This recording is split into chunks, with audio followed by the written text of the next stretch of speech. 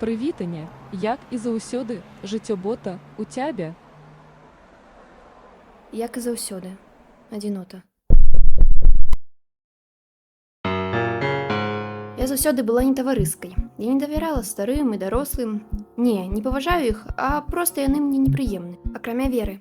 Яна была сяброўкай маёй бабулі. Вера не такая, як астатнія дарослыя. Яна мне дапамагае жыць. Бо я даволі не самастойная з-за некаторых абставін у маім жыцці. Я студэнтка, вучоба цяжкая, але зараз мяне турбуе не гэта, а мая адзінота.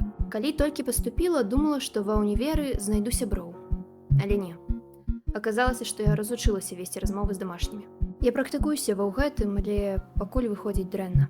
Цырульніца гэтая начакрыжыла мне нешта. Я як куст выглядала. Я ёй кажу: верніце грошы, а яна мне: што? Мы з ёй разлагаліся, але накшталт паклікала ўладальніцу салона. Мая- Зараз я раскажу. Ды вось